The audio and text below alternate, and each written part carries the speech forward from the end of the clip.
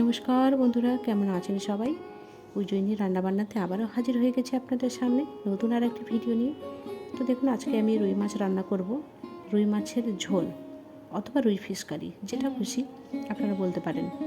তো আজকে রুই ফিশ কারি কিংবা রুই মাছের ঝোল বানাতে কি লাগছে দেখুন।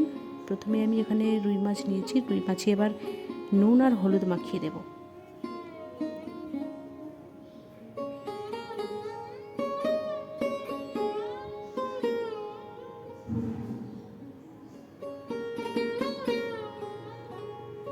তো এই ঝোলটা খেতে এত ভালো লাগে, হালকা টকটক লাগে। কেন টকটক লাগে সেটাও আমি বলে দেব। আর ভীষণ ভালো লাগে, বিশেষ করে গরমের দিনে খুব ভালো লাগে খেতে। কোনো বাটাবাটির ঝামেলা ছাড়াই হয়ে যায়। বাড়িতে যেটুকু মশলা থাকে খুব কম সময়ের মধ্যে ঝটপট রান্না হয়ে যাবে। হয়ে গেছে। এবার দেখুন কি লাগছে এখানে। একটা বড় সাইজের আলুকে আমি লম্বা লম্বা করে কেটে নিয়েছি। 2-4 কোয়া রসুন থেতো করেছি, গোটা কয়েক কাঁচা লঙ্কা চিড়ে রেখেছি, পেঁয়াজ আর টমেটো। তবে দেখুন, এখানে এই যে বললাম টক টক লাগবে, টমেটো পুরো পাকা টমেটো আমি এখানে নিইনি, আধা পাকা টমেটো নিয়েছি। ওই জন্যই টকটক একটু লাগে, আর এটাই খেতে ভালো লাগে ভীষণ। তো প্রথমে আমি কড়াই একটা বসিয়ে দিয়েছি। কড়াইটা ভালোভাবে গরম করে তেল দিয়েছি। তেল গরম হয়ে গেলে মাছগুলো দিয়ে ভেজে নিচ্ছি। তো অনেকে মাছ ভাজতে গেলে মাছগুলো ভেঙে যায়, তো সেক্ষেত্রে তেল গরম করবেন না বেশি, কড়াইটা ভালোভাবে গরম করে নেবেন, তারপরে তেল দেবেন, মাছ আর ভাঙবে না।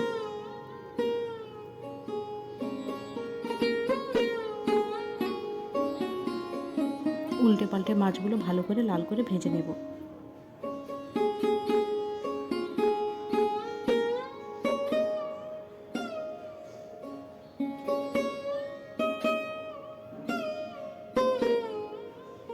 হয়ে গেছে, আবারও মাছ দিয়ে দিচ্ছি।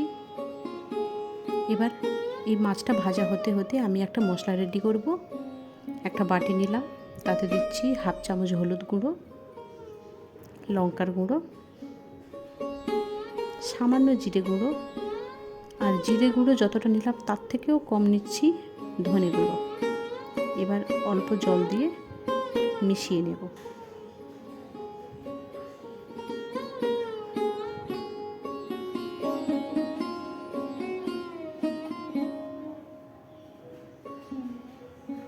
দেখুন, সুন্দরভাবে মিশিয়ে নিয়েছি। এবার এটা রেখে দেব।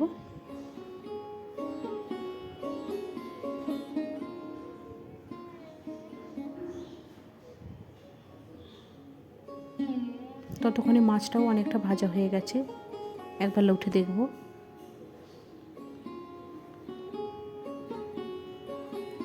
মাছ ভাজা হয়ে গেলে ওই তেলের মধ্যে আলুগুলো ভেজে নেব।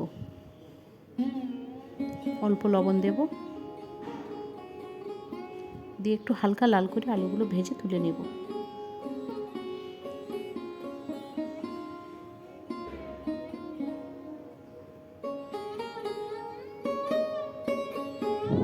তুলে নিয়েছি। আর তেল দিইনি, ওই তেলেই দিলাম কালো জিরে, কাঁচা লঙ্কা,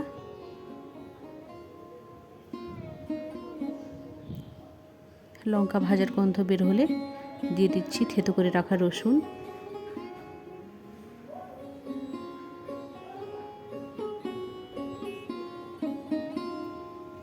রসুনের যখন ভাজা ভাজা গন্ধ বেরোবে তখন দিয়ে দেব পেঁয়াজ কুচনো।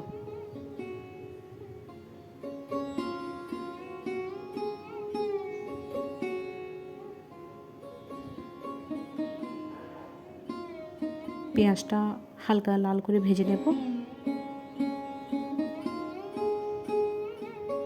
এবার দিচ্ছি টমেটো কুচি।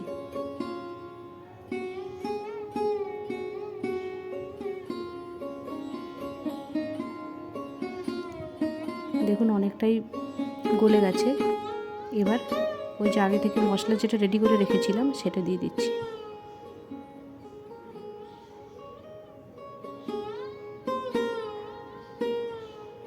এবার ভালোভাবে কষিয়ে নেব।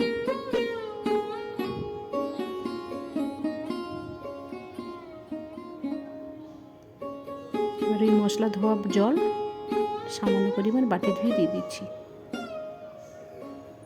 যাতে মশলাটা আরও ভালোভাবে কষানো হয়ে যায়। এবার একটু লবণ দেব। ভালোভাবে কষা হয়ে গেলে আলু দিয়ে দিচ্ছি। আলু দিয়ে আবারও কিছুক্ষণ ভালোভাবে কষিয়ে নেব। তেল ছেড়ে আসছে, এবার জল দিয়ে দেব।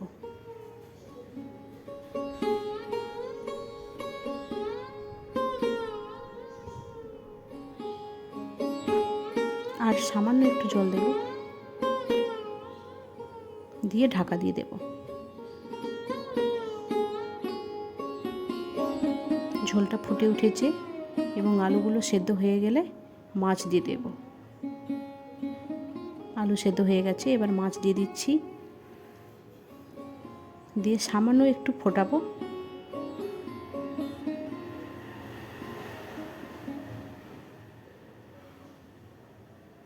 এবার বেটে রাখা গরম মশলা দিয়ে দেব।